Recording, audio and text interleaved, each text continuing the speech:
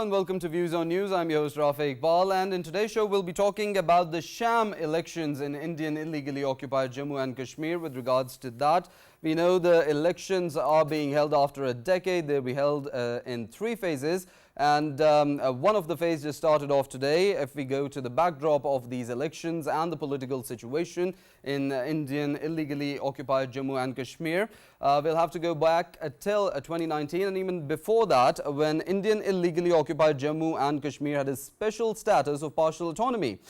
And on 5th of August 2019, the Modi regime, they abrogated Article 370 and 35A and changed the special status of the occupied territory. With regards to that, we know that since then the Modi regime has been adamant to change the demographic nature of the illegally occupied territory. We've seen that after the revocation of Articles 370 and 35A, the Modi regime appointed a lieutenant governor for the administration of the occupied territory, and the region, the occupied region, is being administered by that lieutenant governor, which has been directly appointed by the central government of India. And the elections will also be held under the watch of this administrator, which is against the norms of democracy, which ensure transparency in itself. We'll be talking about that in the show. And when we talk about the demographic structure of the occupied region, the total seats in the regional assembly have gone up from 87 to 90. The delimitation has also been criticized, as Jammu has been awarded 48% seats in the legislature, which accounts only 44% of the population, which is also being criticized by the Kashmiri leadership and of course all the politicians in illegally occupied Jammu and Kashmir. If we talk about the main runners-up with regards to these elections, the sham elections as they're being called by the Kashmiri political leadership, Mehbooba Mufti is one of the main contenders. With regards to that, Umar Abdullah is the other rival that will be contesting against Mehbooba Mufti. And we've also been seeing that how the BJP has been backing a lot of independent candidates, a number of 145 or so, as to divide the vote bank between the Kashmiri political parties. And there's also some different aspects as to the missing political leadership that have been jailed up in the different notorious jails of India by the dreaded National NIA and the crime investigation agencies of India. And I'm talking about Yasin Malik and Asian Darabi, as they're also the main political leaders of the occupied territory and have played a vital role in the struggle for freedom for the Kashmiri people. We'll be discussing the different aspects of these elections that are being held in India, of course, as I'm calling them sham elections, as the Kashmiri political leadership has also called them sham elections, as they've said that these are only being held by the Modi regime to show that the world that there's a sense of normalcy in the occupied territory. However, the ground facts on the ground and the situation on the ground, it is quite opposite to what the Modi regime has been claiming. And of course, the media blackout, the censorship and the atrocities that are being committed in the occupied valley, they're also a testament to how things are not normal in the illegally occupied territory. With regards to that, we'll be discussing the different aspects of these elections. In the studios, we've been joined by Advocate Parvez Shah, who is the Secretary General of All Parties Hurriyat Conference. Along with that, we have been joined by Muhammad Waleed Inkalabi, who is the Joint Secretary of Pakistan People's Party Azad Jammu and Kashmir chapter. And along with that, we have been joined by Altaf Hussain Wani, who is a Kashmir affairs expert. I'd like to begin our conversation from Advocate Parvez Shah. So since we are talking about the elections in illegally occupied Jammu and Kashmir, the Kashmiri leadership has, of course, as we've seen, the abrogation of Article 370 and 35A, the Modi regime has been very adamant to change the demographic structure of the territory itself. How do you comment on the legitimacy of these elections, considering that there's an administrator appointed by the central government of India who is going to be overseeing these elections? Thank you very much for giving us the opportunity to speak to the world.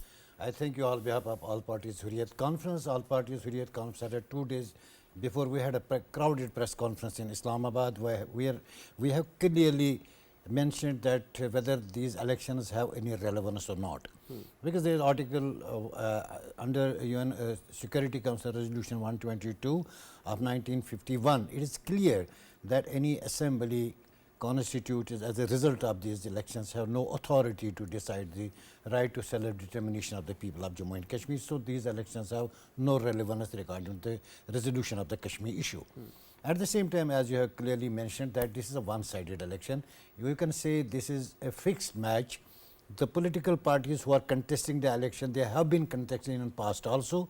They have been already supportive to India, although they were detained after 5th of August. Advocate Parvez Shah, sorry for cutting you. I will continue from where it began, a one-sided election, but we'll have to take a short break before that.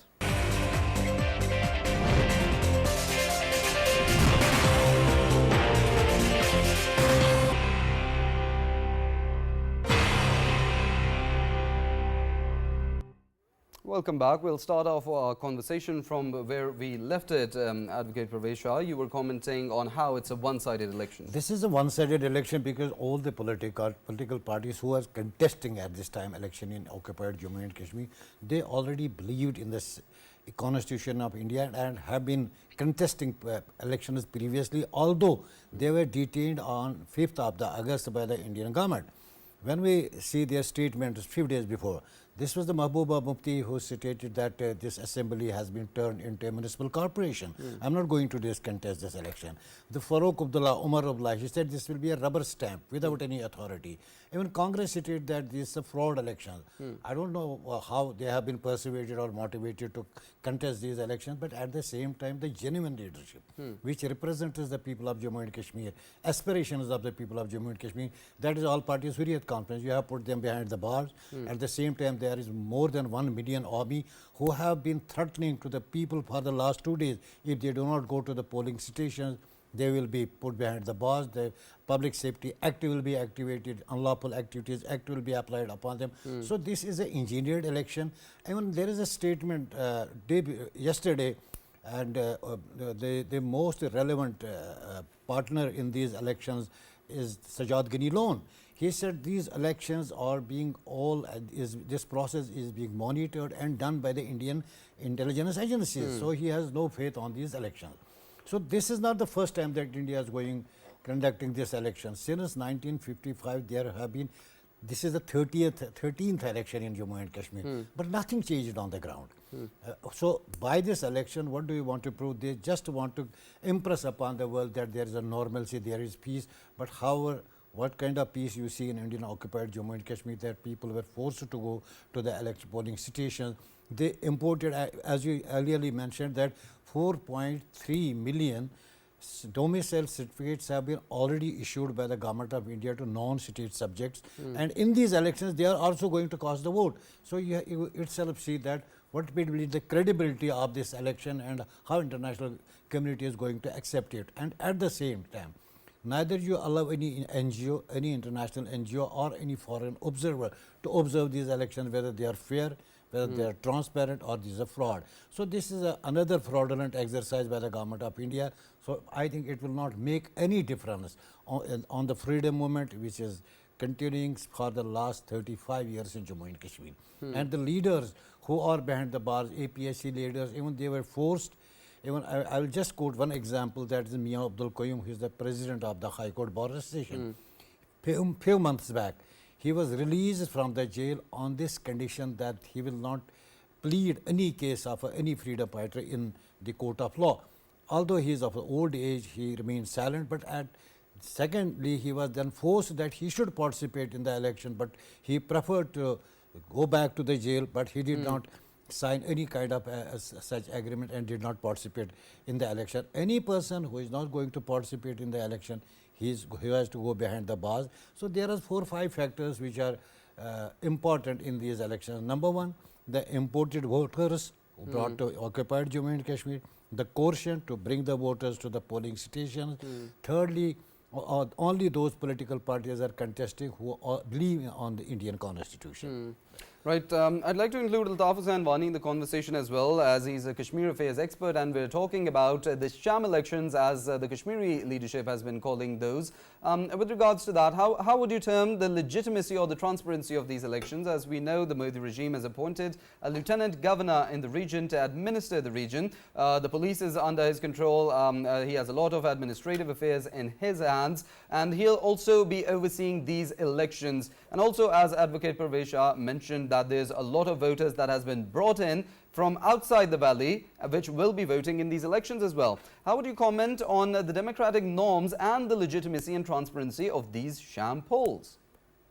Thank you for having me. First of all, let me tell you whether these elections are transparent or not, whether these elections are held under any administration. These elections have no meaning for the people of Kashmir or for the resolution of Kashmir dispute, because we know, as Parvez Shah was mentioning about the UN resolutions, it is resolution 47 of 1948, then 51 of 1948, 91 of 1951, and 122 of 1957, which clearly stipulates that the elections or any convening of any assembly in any part of Jammu and Kashmir is not substitute to the right to celebration of people of Kashmir. It is the people of Kashmir who will decide the future, political future of the state of Jammu and Kashmir through free and fair plebiscite. So it has no international or legal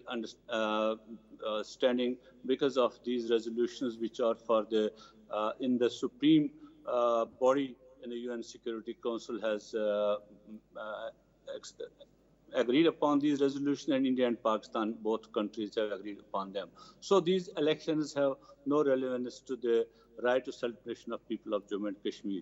As we see, if elections were a substitute to right celebration, if elections were anything to hold for the people of Kashmir, then as Parvez Shah said, that there have been 12 elections before that, and this is the 13th one. And we have seen after each and every election, there is more and more blood. There is more and more deaths in Kashmir. There is more and more hue and cry in Kashmir, because people of Kashmir have never been allowed to choose their representatives through free and fair elections. And and although these elections by the Indian authorities have always been a controversial one, and they will remain controversial under the international law.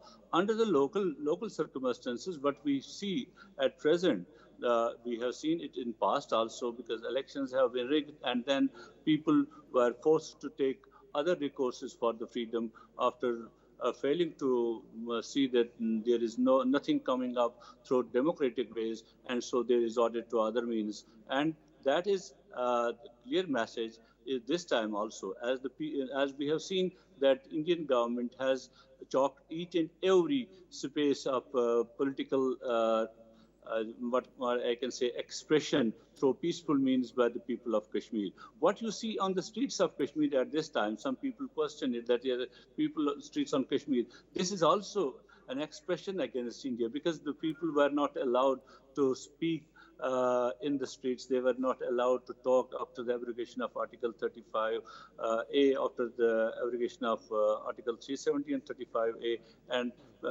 whole of the valley of Kashmir and Jammu was put under military siege and calmed down. So we have seen that these elections will not a solution to Kashmir, but these elections will aggravate and exacerbate the situation, which is already very much dire in the Indian occupied Kashmir. We have seen that already during this period of time, what the government of India tells to the international community, that Kashmir is very much normal, Kashmir is safe, and we are conducting elections over there.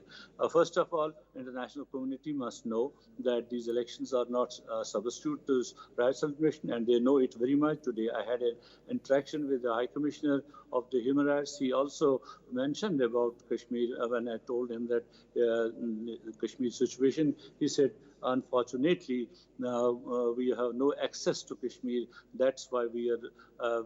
It's very hard to report on Kashmir, but we are in contact with the government of India and Pakistan to know about the situation in Kashmir.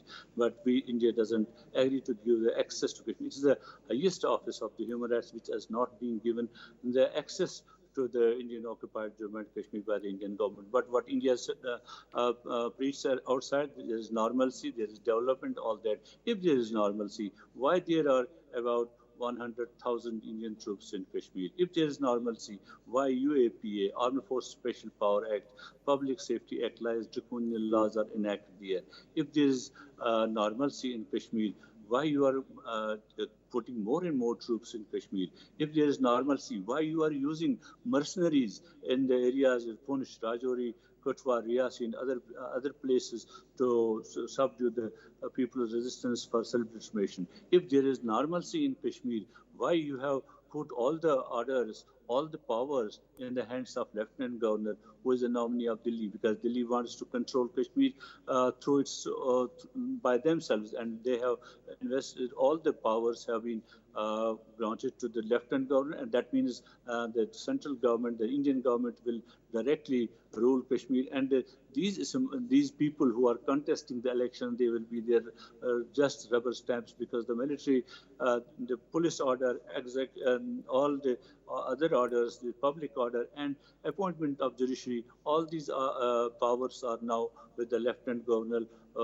In the Home Ministry, they will exercise it through the Lieutenant Governor of Jammu and Kashmir. So, what is in these elections for the people of Kashmir? Just it is another futile exercise, a military exercise by the Indian government in order to handpick the international opinion about Kashmir, which they have been doing in the past years and are currently doing at international level. But this is not going to pay anything to the Modi regime. This is not going to pay any of the Indian governments or these parties who are contesting these elections, because at the end of the day, those people who are contesting these elections or in these elections, they also must feel some shame for it, because they don't have any power to deliver to the people of Kashmir. They will not have any power to resolve the Kashmir conflict. They will have no power to do any development in Kashmir. They will have no power to reverse any laws which the Indian government has enacted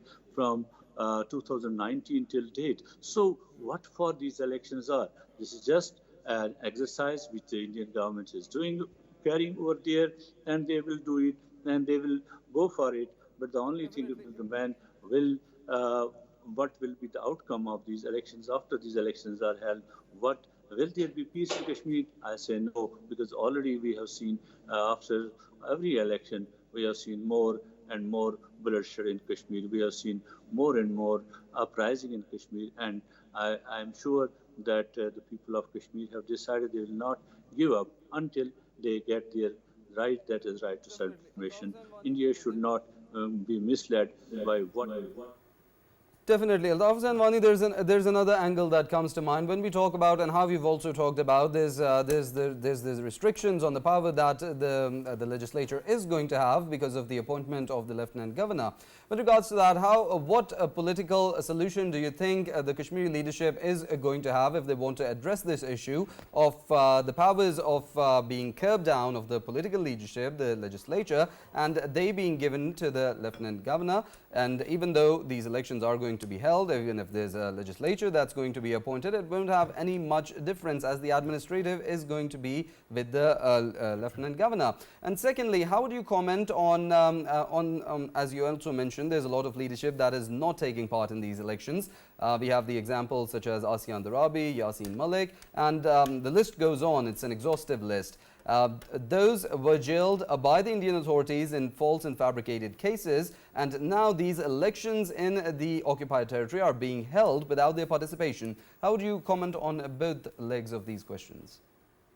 First First of all, let me tell you that the leaders who are languishing in different jails under UAPA, those leaders are advocates of the rights and liberation of people of Jammu and Kashmir.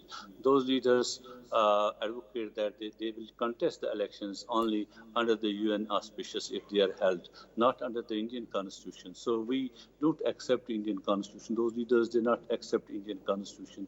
Those who are accepting Indian Constitution as a recourse are contesting these elections. They also feel at this time, but they are in a way handpicked by the Indian government, again Indian agencies, again to contest these elections. But they have tasted it that how Indian government treats them when India abrogated Article 370 and 35A.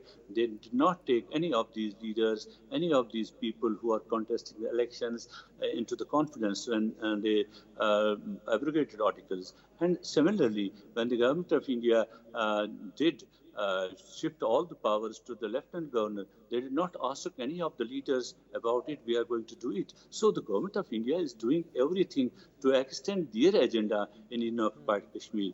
These people are befooling the people of Kashmir that we will do this, we will do that. They can't do anything on Kashmir because all the powers are with the government of India, and the government of India will use those powers themselves. And when you know there is Modi government, Modi, Amit Shah, and Dawal, they have a policy towards Kashmir, they have a policy towards Muslims. So they are going to they already through demographic change, already through other means, they have changed the political map of Kashmir, they have changed the religious map of Kashmir, they are on it. But as they are facing the stiffness from the people of Kashmir, they at this time have used other mercenaries in these elections in order to make it a rather context in Kashmir. So, but those mercenaries will also come to know at the end of the day what they have done to the cause of Kashmir, what they have done to the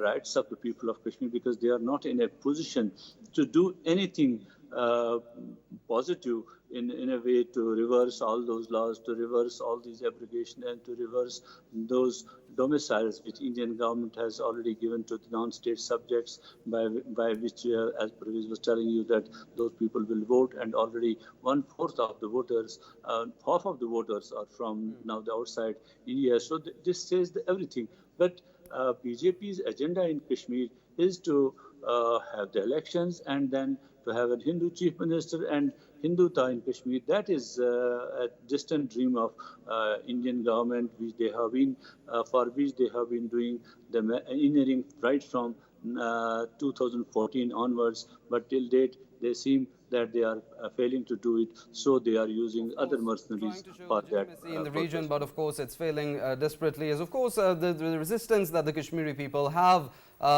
with regards to what India is doing, its unilateral actions, and of course the atrocities that it has been committing against the Kashmiri people. The resentment is very much genuine, and it's legitimate. Altaf, Hussain, Wani, Kashmir Affairs experts, thank you for your time and being part of the conversation. Of course, your valuable insights are always appreciated. Coming back to our conversation and our guests in the studios, I'd like to include Waleed Inkalabi, Joint Secretary PPP AJK chapter, in the conversation as well. So with regards to the political situation, I'd like to ask you, when we talk about how the BJP has been backing independent candidates to divide the votes between the Kashmiri leadership, the Kashmiri parties, how do you see the situation playing in the region?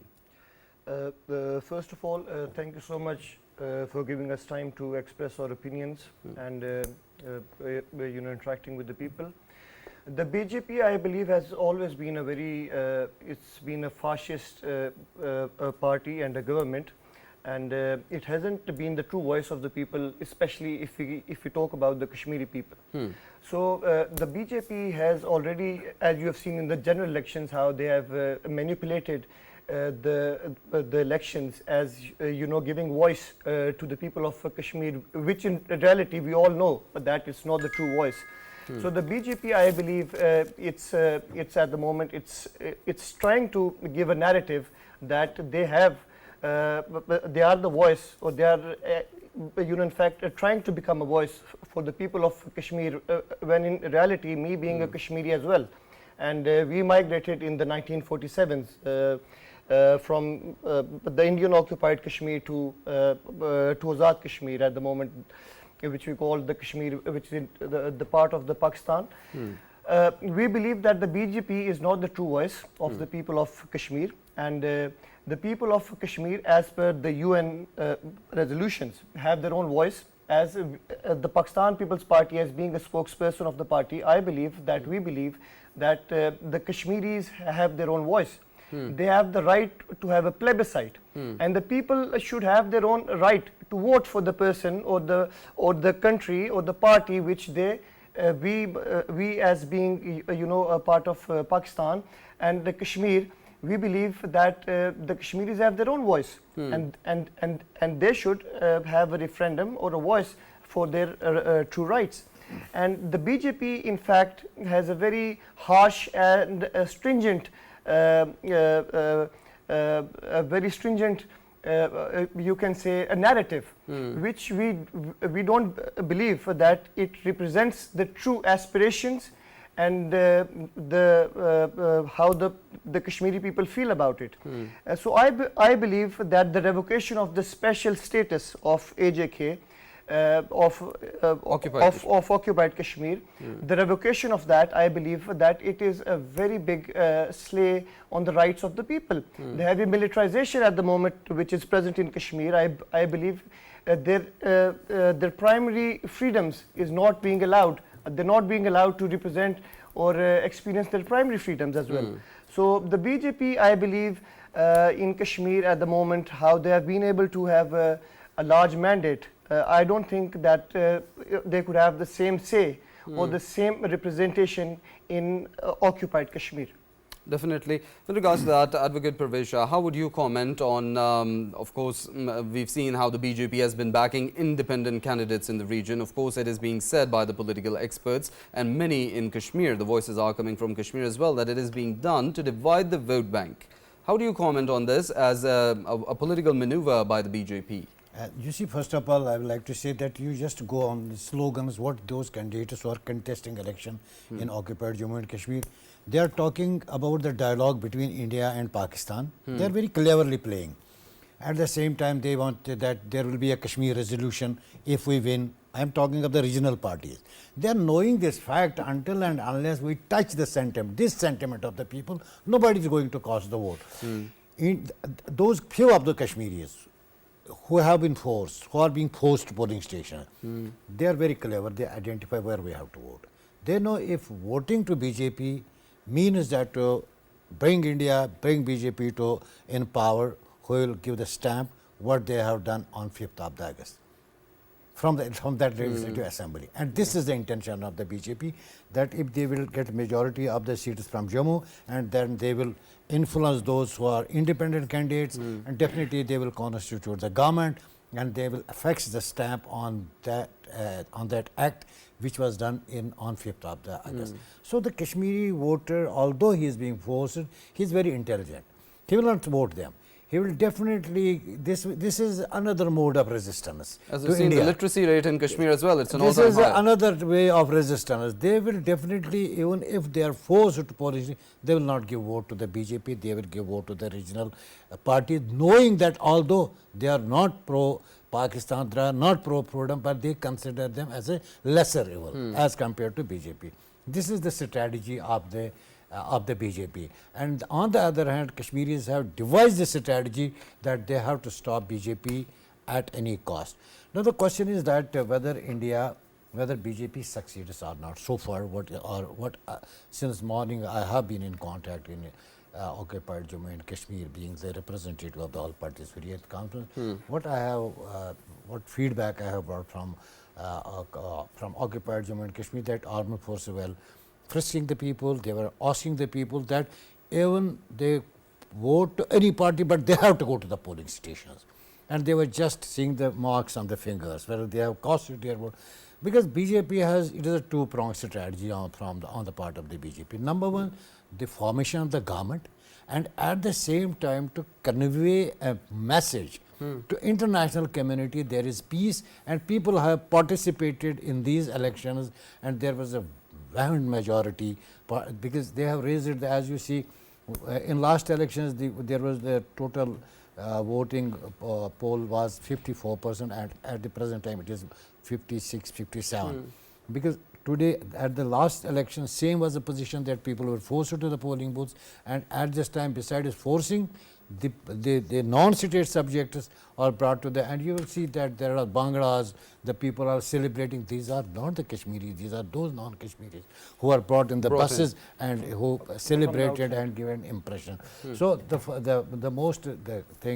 particular thing, the positive thing from these elections, what I see that it will create more divide, because if BJP is brought to the government for the sake of argument, it will create more and more divide. People know very well that their slogan is Badla vote se. You see, they are asking that they will take revenge to BJP with the vote. So it's vindictive politics. So this is the what people of Jammu and Kashmir. So this election will not do anything, will not work, will not bring any peace until and unless the people who are the real representatives, that is all parties Hurriyat conference, gives legitimacy to these elections, and the only legitimacy is that let India go for the right to self-determination. If India is pretty confident that there is a normalcy, let them go today for the right to self-determination. Exactly. Advocate Parvez, I was coming to that as well. Do you think when India claims there's normalcy in the occupied region and there's everything that's everything's okay, what's they're trying to show to the world at least, that there's normalcy in the region? Yeah. But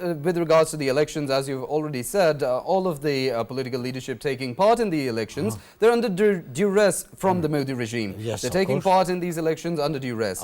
With regards to that, and we've seen the atrocities that were being committed on the innocent Kashmiri people by the Indian authorities have also increased manifold. Don't you think these elections will be a great time to expose India's nefarious designs to the world at large of what they're doing and the hypocrisy that they're showing to the world, committing atrocities in Kashmir, and showing to the world that they're the champions of democracy in the region? You see, the freedom of speech and expression is completely banned in Jammu and Kashmir, and world knows it. As just Wani said that because one of our team is in Geneva at Human Rights Council, they had a meeting with a number of diplomats and others. The people is very keenly monitoring it. They are just knowing that. I will give you the example. In 2018 and 2019, there were 2 reporters from the High Commission for Human Rights. Knowing that they were not allowed by India to visit Jammu and Kashmir, even then they submitted 2 reporters, and it was all they had been done, they had collected these reports through remote monitoring. So the international community is monitoring these elections, but at the same time the Indian corporate media is misrepresenting international community. You see the interviews what they are conducting of the different people in the streets of Jammu and Kashmir. These interviews are very selected, very selected. Though they know who is the person, he is already being briefed what question he will be put, and they are interviewing selected people. They didn't met any member of the all parties Hurriyat conference, even the second tier leadership who is hiding. They didn't bother even to take the interview of the Mirwais Umar Farooq, who is in house arrest because he is also the vice representing the right to self-determination. They didn't bother to meet any person. They just selected few areas where there was a gathering. They just interviewed few people who were already planted there and made an impression to that the whole population of Jammu and Kashmir is celebrating these elections there. But the matter of the fact is that these elections have no relevance, as we have seen in past 12 elections. So it's a puppet show. So there is a puppet show, and it will not make any difference in occupied Jammu and Kashmir. Waleed Inkalabi, since we're talking about it, of course the atrocities how we're seeing, it's a choreographed election, if what we say in its true sense. When we talk about the leadership taking part in these elections, no Asian Darabi, no Yasin Malik, no Mirwais Umar Farooq, as he mentioned, and there's a lot of political leadership that's missing and not being allowed to take part in these elections. They've been thrown in jails and by the dreaded investigation agencies of India. How would you comment on how these elections are taking place when there's already a knockout by the BJP regime of a majority of the political leadership? It's basically coming back to what you said. It's about developing a false sense of normalcy in the region, because they want to represent in the in the world that these elections will give, it's what they did with India, with occupied Kashmir, what India did, the central government. They abrogated the 370, but the Article 370, and after that Article 35A. So basically they're trying to portray or show that these elections will give us a sense of normalcy, and that all the people of occupied Kashmir are actually sending their voice. And in the beginning, as you've mentioned, that the lieutenant governor is he is the head of these elections.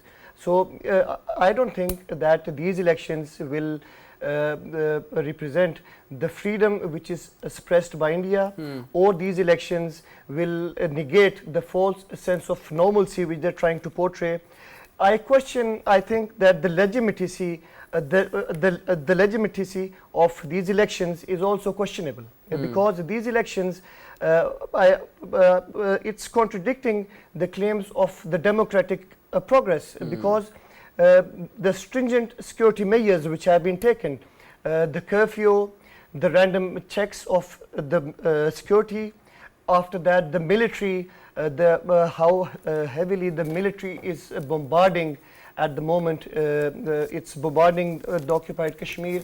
And as Advocate Saab has already mentioned, that the BJP and the parties which are trying to, which are basically puppets of the Indian government, the central government, they're trying to, they're telling the voters and all the people that you have to go and you have to give us votes. So you have to give the parties or the candidates, as you mentioned, the selective candidates. The selective candidates. But so you have to give them votes. But in reality, it's all trying to suppress the true voice of the people. And I personally believe that these elections don't really give the true feelings and the sentiments which the Kashmiri people have. And as I've already mentioned, our chairman of Pakistan People's Party, the chairman Bilawal Bhutto Zardari Saab, and before him as well, as Bhutto Saab has mentioned, he has fought for Kashmir. And so as mentioned, me being a representative of them, I believe that how these elections are being held at the moment, I don't think they're giving the true voice of the people, and it's just a display of what do you call it, the false portrayal of the true sentiments of the people. So it's not a true picture of what the layman and the normal Kashmiri feels. Advocate Parvez, how the conversation has shaped up, of course, as we're talking about how there's only selective candidates that the people can vote for. And of course, when we talk about the international community, there's the US, the champions of democracy, as they call themselves, the West that upholds the democratic values and norms very strictly. When we talk about Kashmir, and in particular these elections that, as we have been talking about for the past 1 hour, how there's no legitimacy that can be attributed to these elections. The Kashmiri people are also saying that these are sham elections. There's no legitimacy to these. The international community, when we're not talking about the UNSC resolutions, when we're talking about just the situation on ground, these elections, they're against the very essence of democracy. But there's no voices that we can hear from the international community. Even those champions of democracy, they're not talking about how the democratic norms should be protected and championed. How do you comment on that? That is very unfortunate on the part of the international community, although it's like it's a close eye towards the whole Kashmir. International community is the party to these resolutions. When Security Council passed the resolution, it was the resolution of the whole international community, because Security Council represents the international community. Unfortunately, there is some strategic relations have developed between India and USA for the last couple of years, and that is the reason that they are not taking this thing seriously. But they should know that that Kashmir issue is struck between three nuclear powers, China, Pakistan and India is in habit of escalating the things. They know.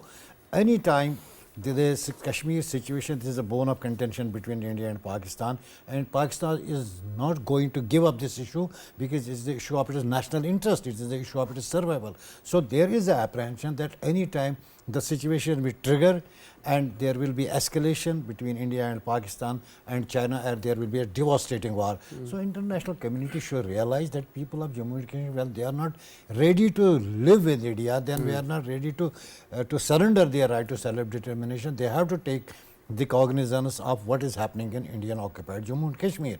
One thing is very important, that unfortunately, as I already mentioned, that India has made Jammu Kashmir a no-go area for international organizations and international human rights organizations, as well as the journalists. They only prefer to allow pampered delegations to occupied Jammu and Kashmir, and even those delegations, despite under the influence of India, report that the situation in Jammu and Kashmir is not favorable.